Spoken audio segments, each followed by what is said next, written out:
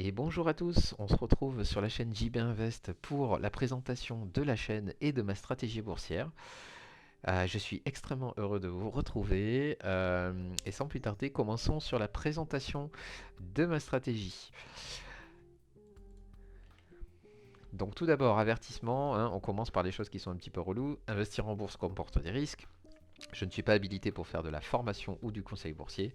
Tout contenu que je propose est à but pédagogique et ne doit pas être considéré comme une recommandation d'achat ou de vente de valeurs boursières. Vous êtes seul responsable des informations fournies dans cette vidéo.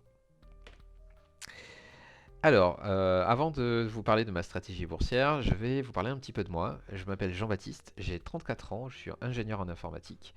Et quand je suis sorti de l'école et que j'ai commencé ma vie active, j'ai voulu mettre des sous de côté et valoriser mon capital. Et pour cela, j'ai créé un PEA, j'ai ouvert un PEA et j'ai essayé différentes approches.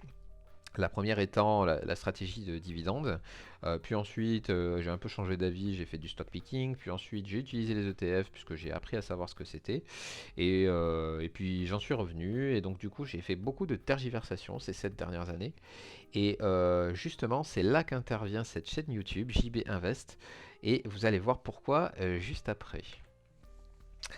Donc pourquoi justement? Donc je souhaite en fait réaliser un carnet de bord de ma stratégie pendant un an. Qu'est-ce que ça veut dire? Ça veut dire qu'en fait, je vais réaliser des vidéos quotidiennes sur ma stratégie boursière que je vais vous montrer tout à l'heure.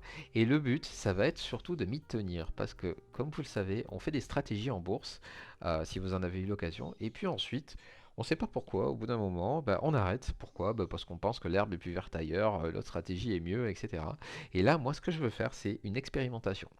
C'est-à-dire que pendant un an, je vais me forcer à faire cette stratégie.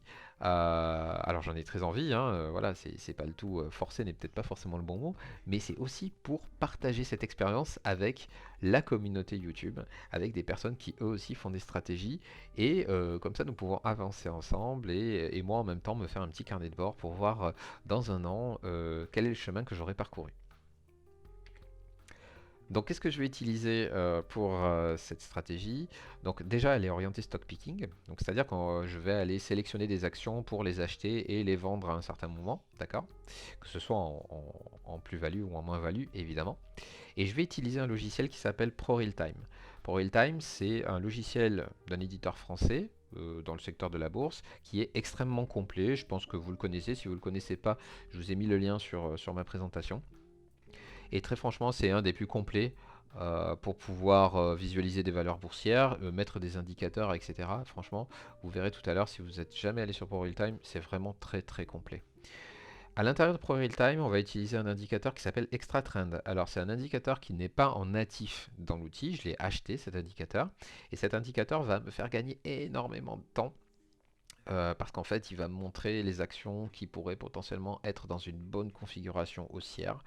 Et vous verrez que ça fera partie, c'est le point central en fait de la routine que je vais utiliser tous les jours sur YouTube quand je ferai mes vidéos. Je vous ai mis le lien, indicators.net, voilà. C'est Christophe de Trend France sur Twitter notamment qui a réalisé cet indicateur.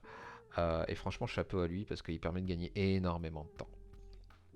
Donc ça va être une stratégie plutôt simple, mais qui nécessite vraiment de la rigueur. Pourquoi? Bah parce que vous allez voir qu'il y a quand même certaines actions à ne pas prendre dans cette stratégie, etc. Et je vais vous montrer ça juste après. En attendant, je vais basculer sur la partie ProRealTime. Donc ProRealTime, voilà, c'est ce logiciel-là. Et qu'est-ce que ProRealTime? Donc comme j'ai dit tout à l'heure, c'est un logiciel qui vous permet d'analyser les valeurs boursières, que ce soit des indices ou des actions, voire même d'autres supports financiers, mais ça ne nous intéresse pas, nous on va se concentrer uniquement sur les actions. Et en fait, comme vous le voyez ici, nous avons, bah là nous sommes sur l'index CAC 40 et nous sommes en daily. Et en fait, vous voyez que au-delà des bougies japonaises que l'on a ici qui symbolisent le prix, nous avons des zones, une zone bleue et une zone grise qui symbolise en fait mon indicateur extra trend. Alors, le but étant de ne pas forcément pour l'instant faire de formation sur qu'est-ce que fait l'indicateur, etc. Je vais vous expliquer assez rapidement en quoi va consister en fait ma stratégie. Ma stratégie va consister en fait à lorsque l'indicateur m'affiche ce qu'on appelle une zone de force, donc c'est une zone de forte probabilité haussière, eh bien on va tout simplement faire un ordre à l'achat au marché. Et je vais poser un stop. Oui, alors il faut toujours poser des stops, surtout quand on fait du stock picking. Sinon ça peut faire très très mal. Et ce stop là en fait va être symbolisé par le bas. Ici vous voyez cette courbe qui est en bas. Alors moi j'appelle ça la zone de faiblesse ou la zone de neutralité. Quand le prix passe en dessous de cette borne basse, eh bien je vais vendre. Ok, voilà, tout simplement. Donc en gros, si je vous donne un exemple ici pour le CAC, alors je n'achète pas les indices, j'achète juste les actions, mais cet indicateur s'adapte en fait à tous les supports, les supports financiers. Donc ici par exemple, on aurait en fait un début de zone de force à la fin ici du 3 novembre 2023, et donc on aurait acheté au marché. C'est l'ordre que je mettrai en fait sur ma plateforme de bourse. J'aurais acheté au marché et j'aurais mis un stop en fait, alors si je pose ici, à 6790 points. Voilà. Et du coup, en fonction de l'évolution de l'action ou de l'indice, etc., je vais remonter le stop. C'est-à-dire que chaque jour, je vais regarder. Et par exemple, ici, j'avais acheté par exemple au 3 novembre, c'est totalement hypothétique, hein, je n'ai pas acheté, mais c'est pour vous montrer un exemple. Et bien du coup, j'aurais mis le stop ici, le lendemain j'aurais remonté le stop, je l'aurais remonté à 6790, etc. Puis ensuite je l'aurais remonté, ensuite quelques jours je ne l'aurais pas remonté, etc., etc. Et donc je suis comme ça le prix. Et donc vous imaginez bien qu'à un moment donné, la tendance va, on va dire, soit se neutraliser, soit repartir à la baisse. Et là, à partir de ce moment-là, quand mon stop est touché, et que du coup le prix traverse, alors même quand on a des mèches ici aussi, hein, voilà, si en pleine journée le prix transperce en fait mon stop, voilà, je vends, ok. Et du coup, à partir du moment où mon stop est tapé, et bien du coup je sors et puis voilà, l'aventure s'arrête pour concernant cette action. Ok, donc là cette fois-ci, ça c'était un index, un indice, donc du coup je vais prendre l'exemple. Prenons l'exemple de Danone. Danone, c'est une action que j'ai actuellement en portefeuille. Pourquoi? Eh bien parce que on est en zone de force, ici, comme vous le voyez, je vais essayer d'augmenter. On est en zone de force. Et là, mon stop, il est actuellement à 58,14, on arrondit à chaque fois. Il est actuellement à 58,14, et puis peut-être que demain, il va continuer à augmenter, hein. Peut-être que demain, le prix va augmenter comme ça, et bien le stop va augmenter comme ça. D'accord? Ok? Enfin, plutôt la borne basse. Donc moi, mon rôle, ça va être quoi? Ça va être chaque jour de checker les actions que j'ai en portefeuille, de voir s'il n'y a pas un stop à remonter, et potentiellement aussi voir s'il n'y a pas d'autres actions qui correspondent à la configuration dont j'ai besoin, c'est-à-dire être en zone de force. Ok. Donc ça c'était pour la présentation sur Pro Realtime. Je reprends ma présentation ici sur le PowerPoint. Et donc maintenant, ce qui est intéressant à savoir, c'est les grands principes. Comme je vous ai dit tout à l'heure, on ne va pas acheter tout ce qui bouge. Pourquoi? Parce que dans la liste des actions qui décalent à la hausse, il n'y a pas que des actions que j'aimerais trader. Donc notamment, vous avez dans cette liste pas de biotech, pas d'actions illiquides et pas d'actions AOCA. Donc ces trois types d'actions, ce sont des actions qui peuvent décaler très fortement à la hausse, mais aussi très fortement à la baisse. Donc on va mettre ça de côté. Si vous avez besoin de savoir qu'est-ce qu'une biotech, qu'est-ce qu'une action illiquide, qu'est-ce qu'une action AOCA, je vous invite soit à me demander si vous en avez vraiment besoin, je vous ferai une vidéo à ce sujet, soit voilà, sur YouTube, vous avez énormément de personnes qui vous définissent ça. Ensuite, moi je veux uniquement des actions éligibles PEVA. Côté à la bourse française, hollandaise ou belge. Pourquoi? Parce que le courtier que j'utilise, c'est-à-dire Bourse Direct, propose des tarifs très faibles pour ces trois places boursières. Donc du coup, je vais utiliser cela. Et dont la volatilité de l'action est faible à modérée.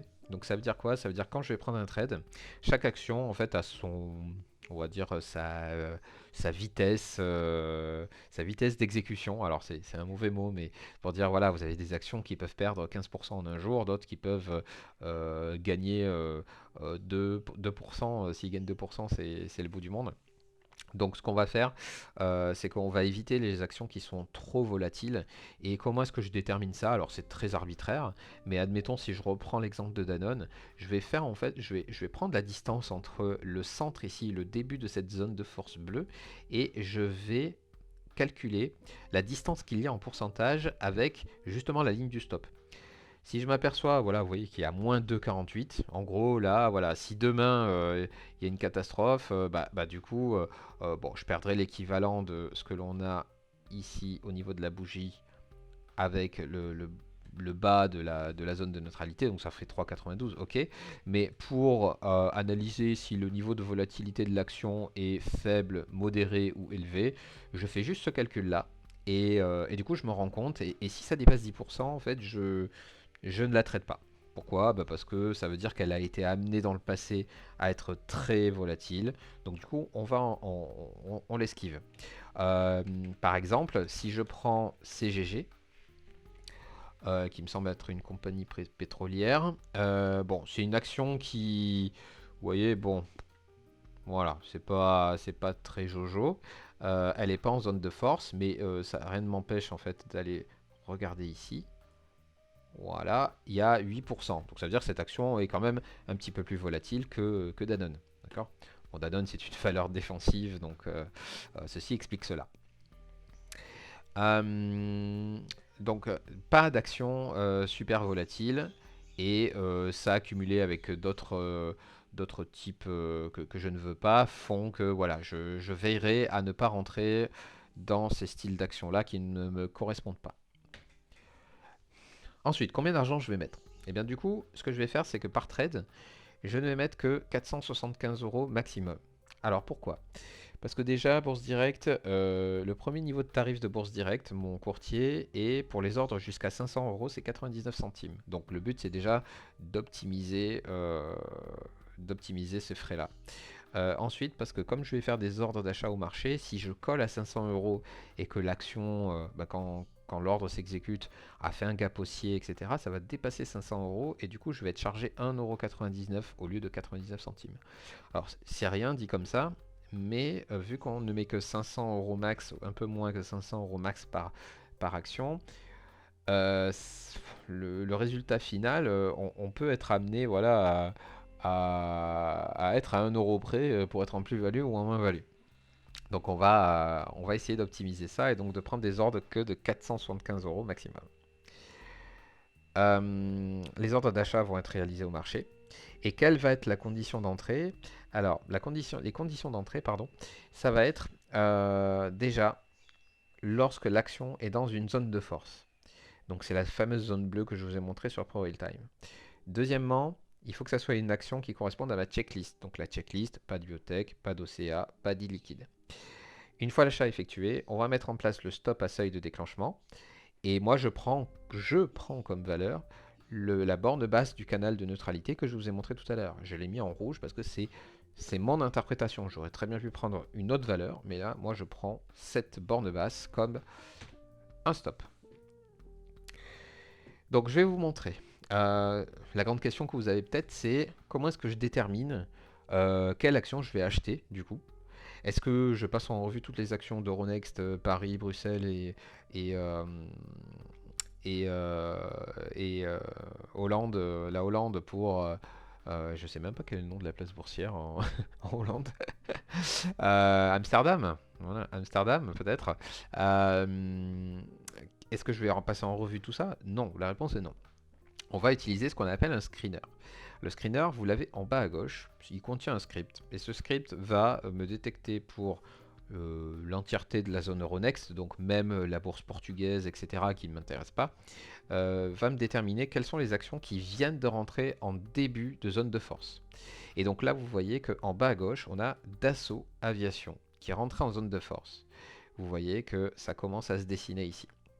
Et donc là, ce que je fais, c'est que j'ai positionné un ordre au marché, à l'achat évidemment, et dès demain, donc elle sera achetée à 9 heures. Et une fois que je l'aurai achetée, je positionnerai manuellement un stop, et ce stop va être positionné à 174,43 ou 174,44. Il se trouve que des fois, voilà, il faut mettre un peu au-dessus. Et bah, du coup, en gros, on serait à moins 5,6% si bah, l'action au final bah, se dirigeait vers le stop. Ok, voilà, c'est tout simple. Je mets un ordre pour 475 euros à peu près. Donc si on divise 475 par 184,8, je crois qu'en plus je peux en acheter que 2 en plus, donc ça ferait 360 euros. Donc voilà, c'est pas un énorme trade, vraiment pas. Mais l'idée c'est de capter comme ça toutes ces actions qui ont un potentiel et ensuite de laisser courir pour voir bah, ce que ça va donner. Est-ce qu'on finira en positif, en négatif, etc. Et c'est de justement voilà, de faire ce suivi chaque jour et d'ajouter de nouvelles actions, etc.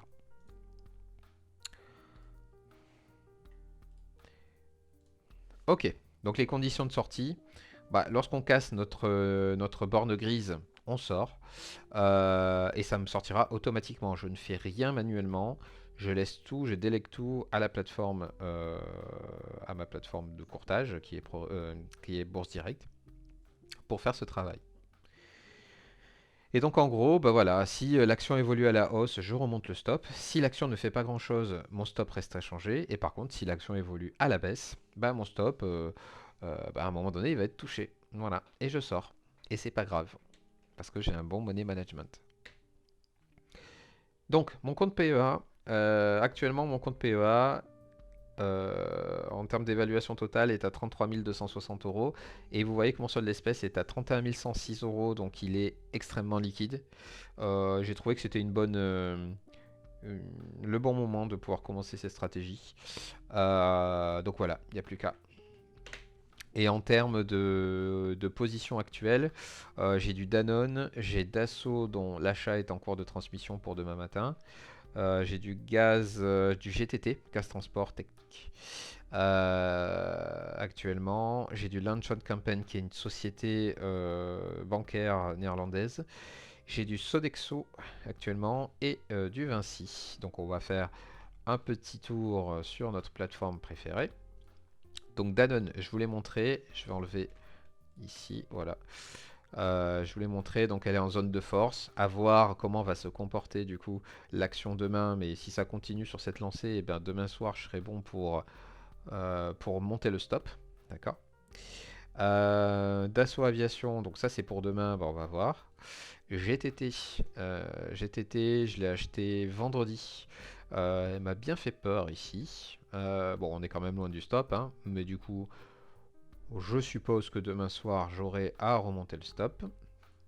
Landshot Campaign, qui est un peu dans une zone neutre. Elle s'est pris un gros gap baissier ici, mais elle est dans une zone neutre.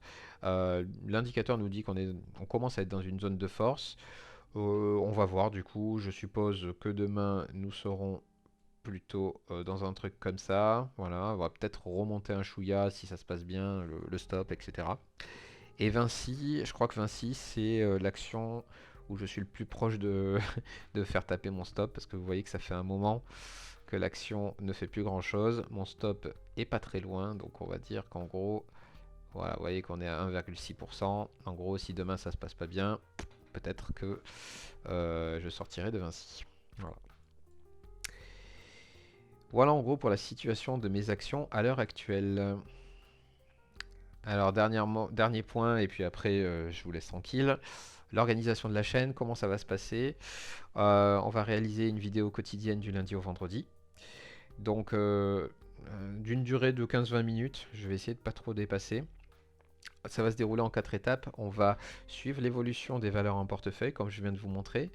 On va mettre à jour les stops si ça se passe bien. Moi, j'adorerais que tous les jours je remonte les stops, hein. Je ne veux pas vous cacher ça. Et détecter surtout des nouvelles zones de force via le screener. Donc voilà, si on voit que les indices sont en tendance haussière, il n'y a pas de raison pour que le screener ne nous montre pas de nouvelles opportunités. Et si vous avez des questions, en tout cas, n'hésitez pas sur chaque vidéo, envoyez-moi une petite question. Et si je trouve ça pertinent de vous répondre dans une vidéo plutôt que par commentaire, je le ferai, il n'y a pas de souci. On pourra faire des petites vidéos hors série si vous en avez envie. Il n'y a absolument aucun problème à ce sujet. Allez, let's do it. À nous la réussite. Merci d'avoir vu cette vidéo. On se retrouve dans les vidéos quotidiennes. Et je vous souhaite une très bonne journée ou une très bonne soirée selon l'heure à laquelle vous regardez cette vidéo. Et à plus, bons investissements à tous.